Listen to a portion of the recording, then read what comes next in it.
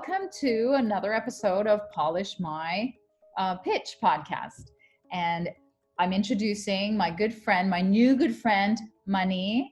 And what I'm going to do is I'm going to hit the start button on my 5-minute timer, and then you're going to introduce yourself as if we have just met and I'm a prospect for you. So please go ahead. Hi, Chala. Thanks for the opportunity. My name's Mani, and I am owner of a Salesforce consulting business. And I primarily work with Salesforce customers that are small to mid-size. And I provide support services, training, and consulting services for projects for them. Very good. And that's it, right? Yes. Before I ask, okay, wonderful. So do I have your permission to polish? Yes. Okay, wonderful. So I love that it's very specific, because if the person wasn't a Salesforce customer, you wouldn't be talking to them, right? Right, absolutely. Right. And I imagine you meet them en masse at their events. Correct. For example, tomorrow, the biggest Salesforce event of the year starts. Ooh, now you're going to use your new pitch. I'm so excited. Yeah. All right. So what is the most expensive and most common problem that you solve for those people?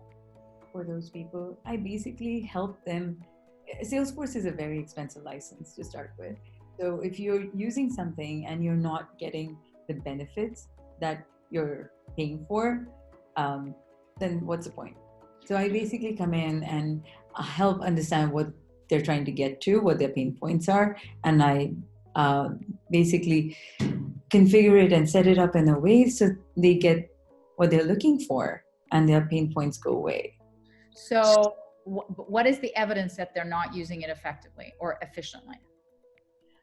Most of the time what I see is that they don't have any technical expertise in-house, or very minimal, or they got a consultant in a couple years ago and no one's touched it since. But business keeps evolving every day, and things requirements keep changing, and no one's touched it. And what's happened? What's the consequence of nobody touching it technically?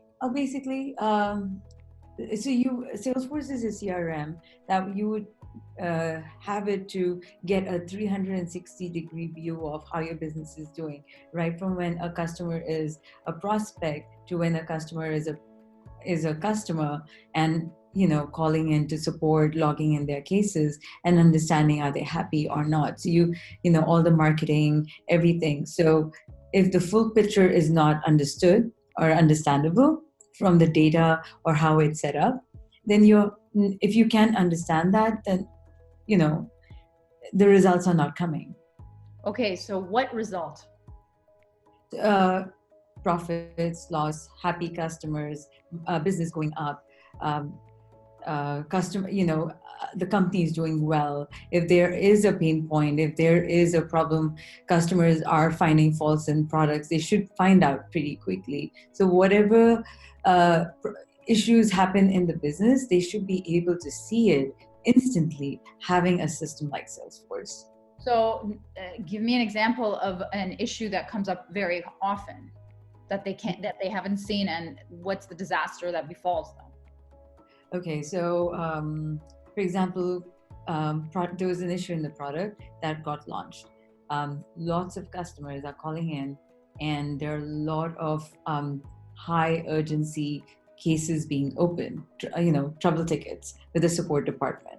And gradually we are noticing for that one specific product line on our dashboards, or, like the graphs on our management screen, you see that there's a problem over there. So they should be able to see that, there are a lot of cases opening, a lot of high urgency, same product, and there's really no fix in there. So if that is visible, the management can take a call pretty quickly, and they can address it and make sure that customers stay happy, rather than it gets so bad that it actually backfires onto them. So what could be the backfire? A lawsuit, a recall? Mm-hmm.